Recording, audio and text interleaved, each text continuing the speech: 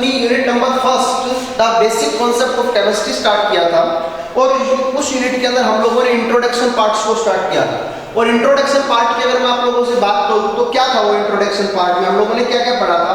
एक तो हम लोगों ने पढ़ी थी व्हाट इज केमिस्ट्री, केमिस्ट्री होती क्या है, और उसके एप्लीकेशंस पार्ट और उसकी कहां पर इंपॉर्टेंस है, क्या क्या उसके यूजेज है, वो सब चीजें हम लोगों ने यहाँ पर डिस्कस की थी। नाउ उसी पोर्शन को या उसी यूनिट को हम आगे बढ़ाते हुए हमारा जो नेक्स्ट टॉपिक है और वो टॉपिक है बेटा मैटर, कि मैटर क्या होता है।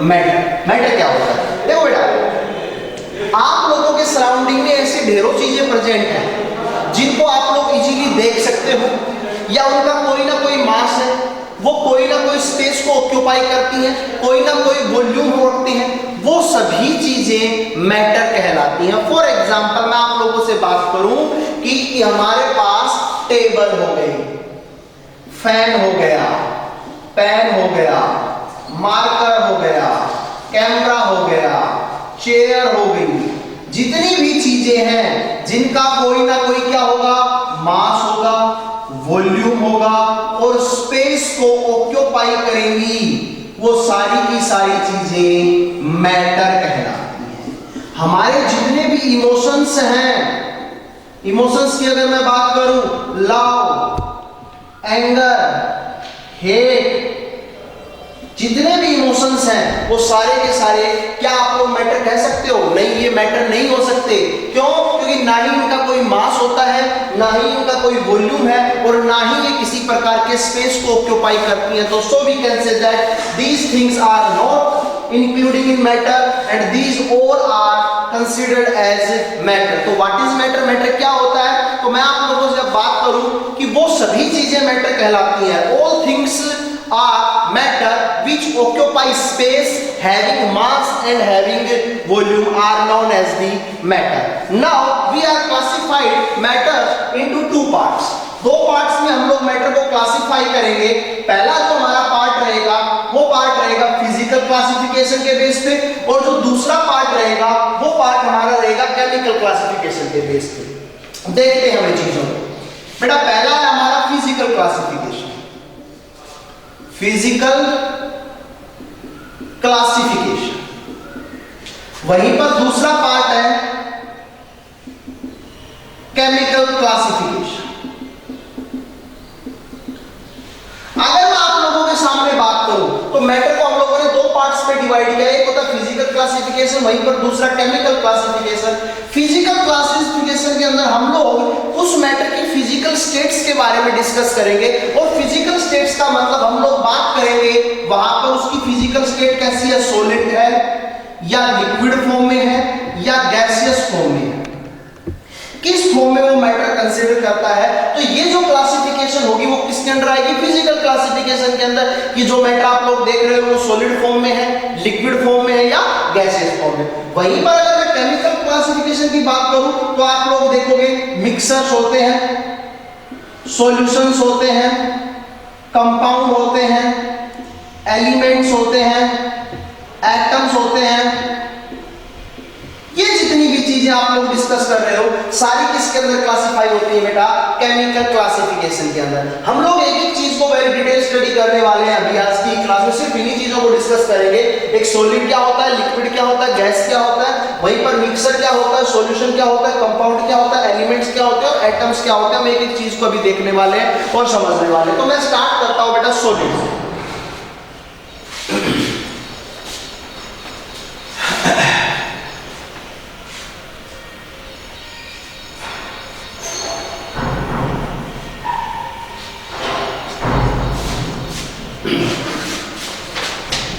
ओके बेटा, so let's start. Solid, what is solid? Solid होता क्या है, देखिए बेटा, the substance having definite mass and definite volume. वो सब्सटेंस जिसका मास भी डेफिनेट होता है और डेफिनेट ही वॉल्यूम होता है, वो क्या कहलाते हैं बेटा, सॉलिड्स। अब मैं सॉलिड्स की बात करूं, फॉर एग्जांपल अगर मान लो मेरे पास 15 ग्राम आइस है, आइस सॉलिड फॉर्म में होती है, अरे बोलो 15 ग्राम आइस है, तो अगर मैं इस आइस को वाटर के अंदर कन्वर्ट कर देता हूं तो क्या अभी भी इसका वॉल्यूम या सॉरी मास 15 ग्राम रहेगा? और अगर मैं इस आइस की वॉल्यूम की बात करूं और ये वॉल्यूम यहां पर बेटा बी 20 ग्राम या 20 ml, तो क्या यहां पर भी वॉल्यूम 20 ml रहेगा? इस चीज को देखने की बात है, हम लोग जरा देखेंगे कि क्या ये वास्तव में ऐसा होता है या नहीं होता। देखो बेटा, अगर मैं सॉलिड की बात करता हूं, अगर मान लो मेरे पास सॉलिड, एक एग्जांपल और ले लेते हैं हम लोग कि मेरे पास यहां पर मैंने 20 ग्राम मिट्टी ली और इस मिट्टी को बेटा मैंने कंटेनर के अंदर लिया और वो कंटेनर की जो शेप थी बेटा वो कैसी थी? हेमिस्फीयर शेप थी, इसके अंदर डाला। अब मैंने इस 20 ग्राम मिट्टी को एक सिलेंड्रिकल उसमें डाला, सिलेंड्रिकल कंटेनर के अंदर डाला। तो मुझे एक बात बताओ, क्या 20 ग्राम मिट्टी इसमें डालने पर इसका वेट करूंगा तो कितना आएगा? 20 ग्राम। चाहे इसमें डालो तो कितना आएगा? 20 ग्राम ही आएगा। लेकिन अगर मैं इसके अंदर पानी डाल दूं तो इसका वॉल्यूम कितना होगा बेटा? 2/3 पाई आर क्यूब। अरे बोलो, और इसमें अगर मैं पानी डाल देता हूं तो वॉल्यूम यहां पर क्या हो जाएगा?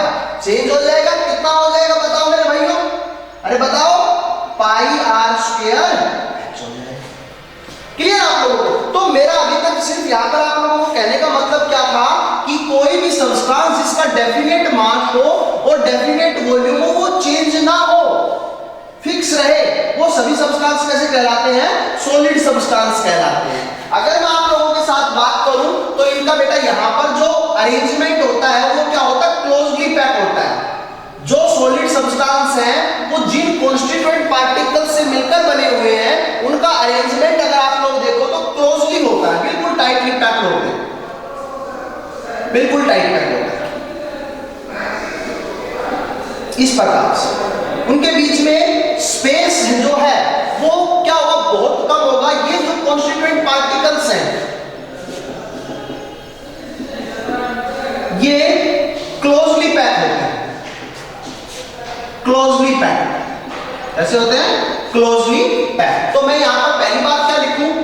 कॉन्स्टिट्यूएंट पार्टिकल्स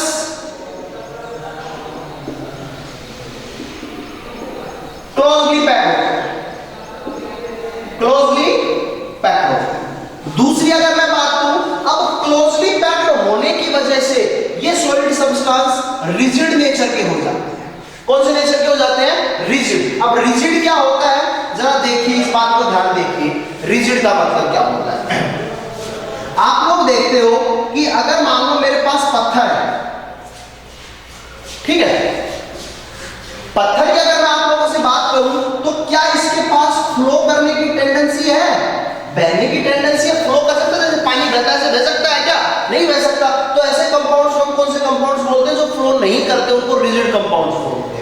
वहीं पर तीसरी बात करूं, क्लोजली पैक होने की वजह से सॉलिड सब्सटेंस की जो डेंसिटी है वो ज्यादा हो जाती है। डेंसिटी क्या होती है? मास बाय वॉल्यूम। देखो चीजों को समझिए, डेंसिटी कैसे बढ़ गई। मान लो मेरे पास ये 1 सेंटीमीटर क्यूब का एक कोई भी कंटेनर है और दूसरा अगर मैंने क्या कर दिया? वॉल्यूम बढ़ा दिया, बड़ा कंटेनर ले लिया। पहले मान लो इसके अंदर 50 कॉन्स्टिट्यूएंट पार्टिकल थे, छोटे छोटे छोटे छोटे पार्टिकल्स 50 थे। अब यहां पर भी उतने ही पार्टिकल्स है, 50 पार्टिकल्स है। तो मुझे एक बात बताओ, टाइटली कौन सी चीज पैक होगी? यहां पर पैक होगी। तो वॉल्यूम जितना घटेगा इसका मतलब डेंसिटी उतनी, density is equal to mass by volume. ये चीज अगर घट रही है तो ये बढ़ेगी, density is inversely proportional to the volume. अगर यहां पर आपका वॉल्यूम बढ़ रहा है तो डेंसिटी घटेगी। तो बताओ इस कंटेनर में सॉलिड सब्सटेंस की डेंसिटी कम होगी या इसके अंदर होगी? इसके अंदर यहां पर डेंसिटी ज्यादा होगी और वहां पर डेंसिटी कम होगी। रीजन पता चल गया आप लोगों को, क्योंकि वॉल्यूम चेंज हो गया है। सॉलिड सब्सटेंस बहुत टाइटली क्लोज पैक होते हैं, टाइटली क्लोज पैक होंगे तो वॉल्यूम घटेगा, वॉल्यूम घटेगा तो डेंसिटी हमारे लोगों के पास बढ़ जाएगी। तीसरी बात बेटा, ये कॉन्स्टिट्यूएंट पार्टिकल्स का टाइटली क्लोज पैक होने के बाद मेल्टिंग और बॉइलिंग पॉइंट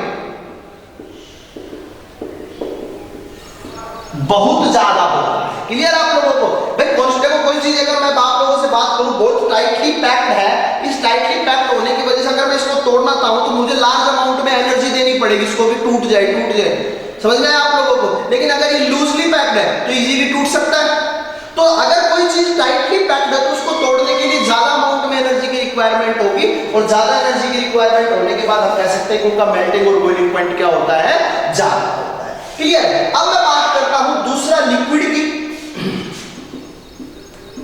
और भी प्रॉपर्टीज हैं कि हम बात करेंगे, मैलाइबल होते हैं, डक्टाइल होते हैं, वो बात करेंगे उन चीजों की।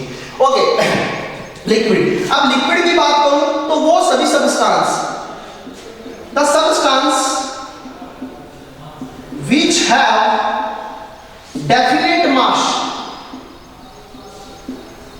but indefinite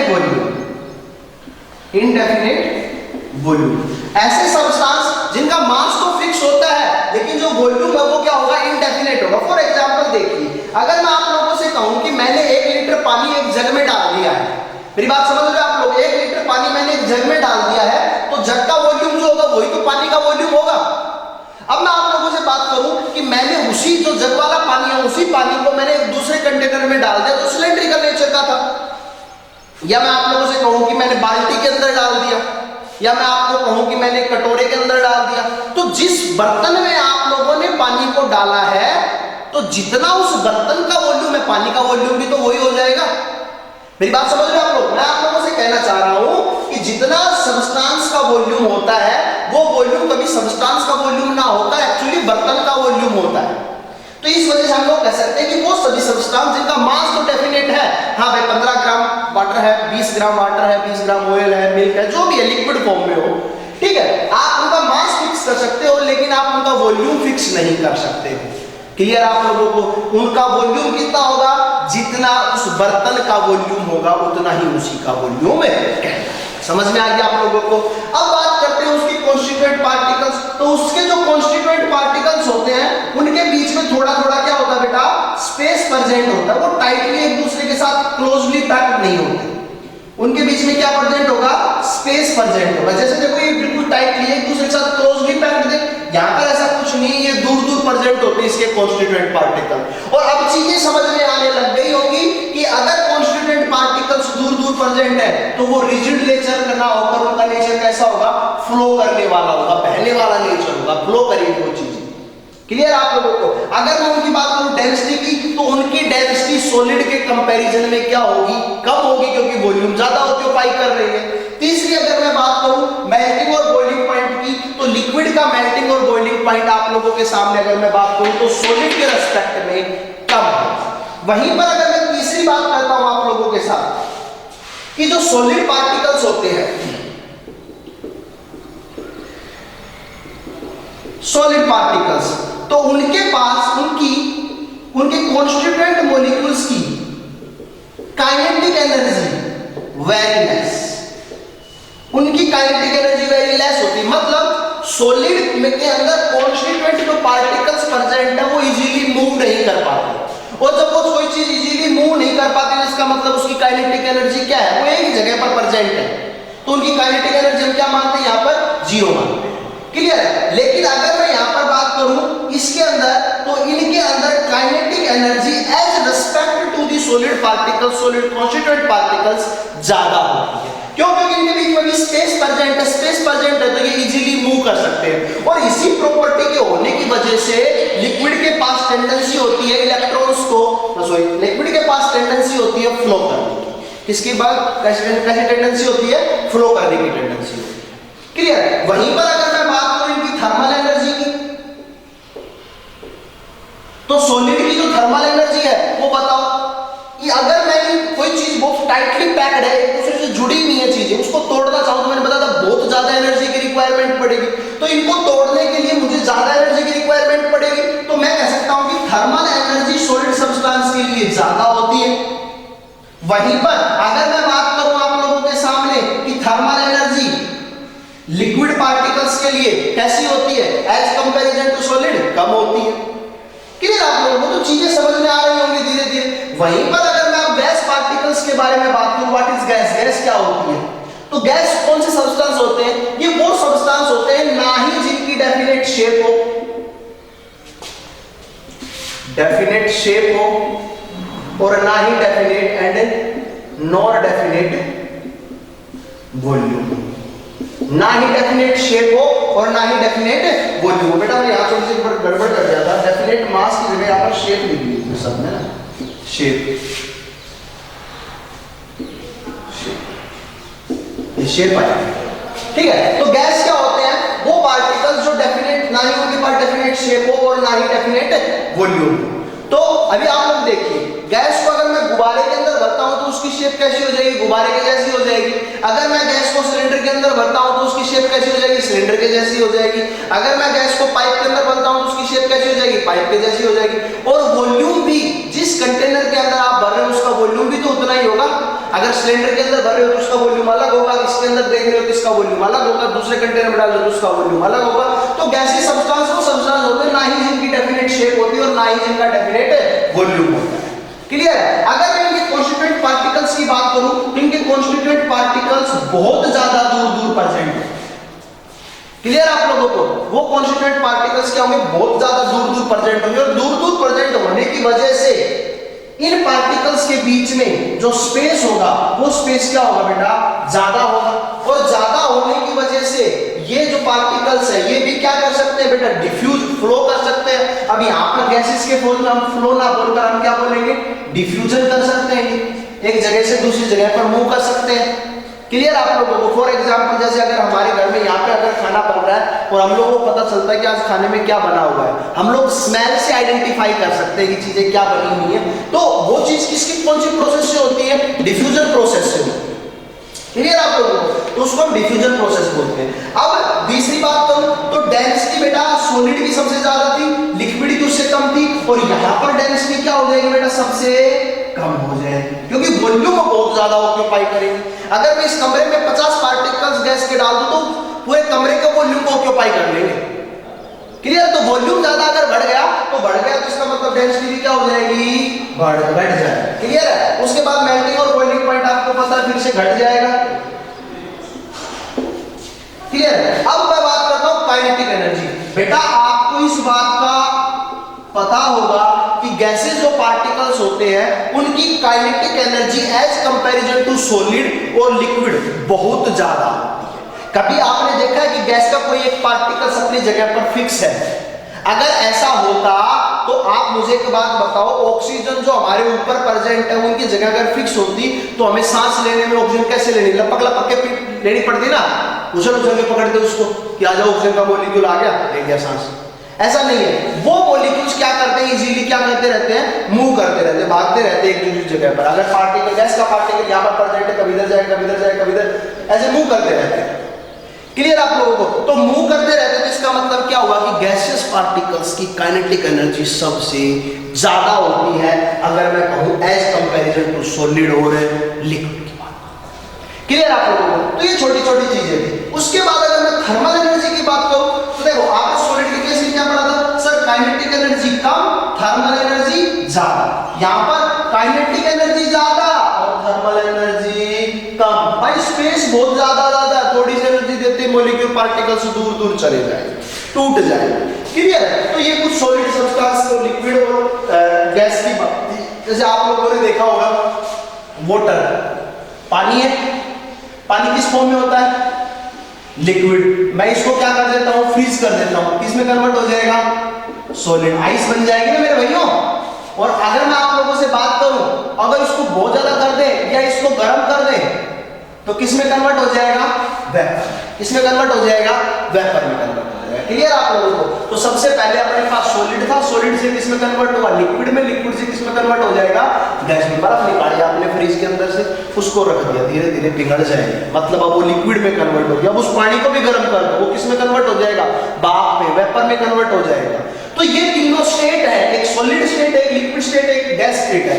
अगर सॉलिड से कोई चीज लिक्विड में कन्वर्ट हो रही है उस प्रोसेस को क्या बोलते हैं, लिक्विड से गैस के अंदर कन्वर्ट होती है उस प्रोसेस को क्या बोलते हैं, और सॉलिड से अगर गैस के अंदर कन्वर्ट होती है उस प्रोसेस को क्या बोलते हैं। देखिए सॉलिड से गैस कौन सी प्रोसेस पता होगा, पढ़ के आए हो, सब्लिमेशन। लिक्विड से गैस में कन्वर्ट होगी बेटा, बताओ, एवापोरेशन। अरे बताओ भाई। और सॉलिड से लिक्विड में कन्वर्ट होगी, कौन सी प्रोसेस कहलाएगी, लिक्विफिकेशन। कौन सी प्रोसेस, लिक्विफिकेशन।